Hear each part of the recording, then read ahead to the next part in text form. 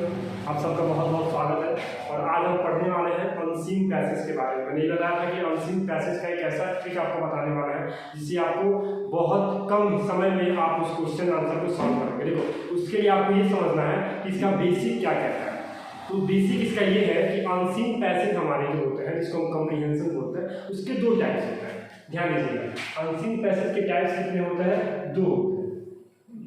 एक होता है मेरा फैक्चुअल पैसेज और एक होता है डिस्कर्सिव पैसेज। समझ में आया? अनसीन पैसेज के जो टाइप्स होते हैं वो कितने होते हैं बेटा? अनसीन पैसेज के दो टाइप्स होते हैं, एक होता है फैक्चुअल और एक होता है डिस्कर्सिव होता है। बात समझिएगा, मतलब क्वेश्चन कैसे आता है, जैसे कि ये जो चीजें हैं वो आपको 9 to 12 अप टू 12 तक का चीजें है, क्योंकि आपको पता है कि किसी भी पैसेज को दो पार्ट में डिवाइड किया जाएगा। फैक्चुअल तरीके से देगा, नहीं तो डिस्कर्सिव तरीके से देगा।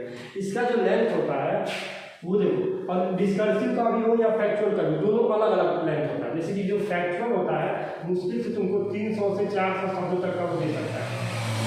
जो डिस्कर्सिव पैसेज है तुम्हारा, वो तुम्हारा 400 से 500 शब्दों तक का आ सकता है। समझ रहा? लेकिन दोनों में अंतर क्या है? क्या बोर्ड जो होता है दोनों से क्वेश्चन बनाता है, डिस्कर्सिव से भी बनाता है या फैक्चुअल से भी बनाता है, दोनों में से किसी एक को। आपके पास ऑप्शनल दो होते हैं, दोनों में से कोई एक आपको करना पड़ेगा। अब वो जरूरी नहीं होता, हो सकता है दोनों डिस्कर्सिव हो या फिर हो सकता है दोनों के दोनों हमारे फैक्चुअल ही पैसेज हो। अब उसको समझने के लिए आपको करना क्या है, आपको शॉर्ट तरीके से समझना है, उसको समझिए। देखिए, है कौन सी, तो आपकी किताब का जो आपको सिलेबस का तो होगा नहीं हो। अब अनसीन है तो फैक्चुअल क्या कहता है और डिस्कर्सिव क्या कहता है, बात समझिएगा। फैक्चुअल का मतलब होता है जो फैक्ट के बारे में बात है, जो साक्ष्य है। और जब भी क्वेश्चन तुमसे जब भी क्वेश्चन तुमसे व्हेन या फिर वेयर या फिर हु, समझ में आ रहा है, अगर ऐसे क्वेश्चन पूछ रहा है, समझ में आ रहा है, तो वो हम बोल देंगे कि वो हमारा फैक्चुअल पैसेज है। कैसा पैसेज है बेटा? वो हमारा फैक्चुअल पैसेज है। मतलब व्हेन से व्हेन वेयर हु, समझ में आ रहा है, मतलब वो कौन था, इसमें हु इज राम, राम कौन है, या फिर when did this file work. मतलब तमाम क्वेश्चन ऐसे हैं कि जो व्हेन से वेयर से और हु से जो अनसीन पैसेज क्वेश्चन पूछे जाते हैं उसको हम बोलते हैं कि फैक्चुअल पैसेज। तो इसको फाइंड करना बहुत इजी होता है, केवल हम फैक्ट के बारे में जान जाए, अंडरलाइन करना। जब भी तुमसे क्वेश्चन की क्वेरी, जब भी तुमसे व्हेन वेयर और हु से हो रहा है, तुम समझ जाओगे कि वो फैक्चुअल पैसेज है। इस पैसेज को सॉल्व करने के लिए सबसे पहले जो नाउन है, जो डेट है, जो प्लेस है, उसको अंडरलाइन कर लो। जब उसको अंडरलाइन कर लोगे तो तुमको चीजें अच्छे से समझ में आ जाएंगी। अब बात अगर हम करें डिस्कर्सिव का, तो डिस्कर्सिव भी सबसे इंपॉर्टेंट है और इसी में थोड़ा सा समय लगता है। तो समय लगना नहीं चाहिए, क्योंकि आपको पता है इससे क्वेश्चन पूछेगा वाई, क्योंकि डिस्कस करना पड़ता है। वाई पूछ दिया, व्हाट पूछ दिया, समझ में आ रहा है?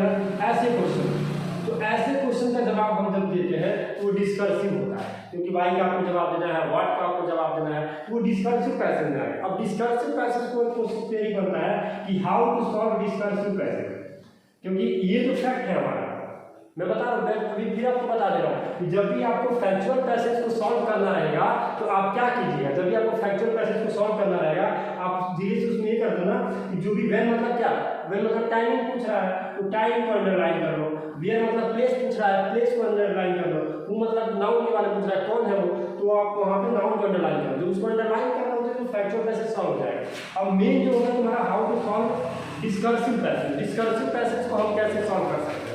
जब डिस्कर्सिव पैसेज पे सॉल्व करने की बात आ जाती है तो वहां पर क्वेश्चन क्या हो सकता है? क्रिएटिव हो जाता है। उसके लिए क्या करते हैं, बहुत सारे बच्चे ऐसे होते हैं जो पूरा का पूरा पैसेज पहले पढ़ने लगता है। ठीक है, अभी आपके लिए बहुत चीजें आसान हो गई है। मतलब पेपर में भी जब भी आपसे क्वेश्चन पूछा जाता है तो वो डिवाइड कर देता है, ये फर्स्ट पैराग्राफ है, ये सेकंड पैराग्राफ है, ये थर्ड पैराग्राफ है, ऐसे डिवाइड करके मैक्सिमम 8 to 9 पैराग्राफ में हो या फिर 10 भी हो सकता है, वो दे देता है। तो हमारे लिए चीजें और ईजी हो गई, क्योंकि क्वेश्चन जब वो पूछता है सिनोनिम्स एंटोनिम्स में तो वो बता देता है कि ये पैराग्राफ नंबर 1 में ही आप ढूंढ पाओगे, पैराग्राफ नंबर 4 में भी आप ढूंढ पाओगे, तो वो चीजें तो और हमारे लिए क्लियर हो गई। तो अब देखो, जब हमको अनसीन पैसेज का डिस्कर्सिव पैसेज सॉल्व करना है तो उसके लिए हम क्या करेंगे? सबसे पहले इसको नोट करो, रीड द क्वेश्चन केयरफुली। समझ में आ रहा है? आपको तो क्या करना है, क्वेश्चन को केयरफुली रीड करना है। समझ में आ रहा है? क्वेश्चन को रीड कीजिए, क्योंकि जैसे आप क्वेश्चन रीड करते हैं तब जाके आप पैसेज जब पढ़ेंगे तब पता चलेगा यही क्वेश्चन पूछा था, इसको हम अंडरलाइन करेंगे। तो पहले पैसेज को ना पढ़ें, पहले क्वेश्चंस को केयरफुली पढ़ें। उसके बाद जैसे कि जो पहला दूसरा तीसरा होता है, फर्स्ट सेकंड और थर्ड, इसका ज़्यादातर जो आंसर होता है वो फर्स्ट सेकंड 1 to 5th में ही, 1 to 5th पैराग्राफ में ही इसका क्वेश्चन पूछा जाता है। समझ में आ रहा है कि नहीं आ रहा है? जो पहला दूसरा तीसरा क्वेश्चन होता है डिस्कर्सिव पैसेज का, वो मान के चलो कि 1 to 5th पैराग्राफ में उसका, उसके नीचे जाने की जरूरत नहीं है, 1 to 5th में ही आप उसको फाइंड कर सकते हो। समझ में आ रहा हो? उसके बाद सुनना, और उसके बाद जो एक सबसे टफ होता है सिनोनिम्स एंटोनिम्स।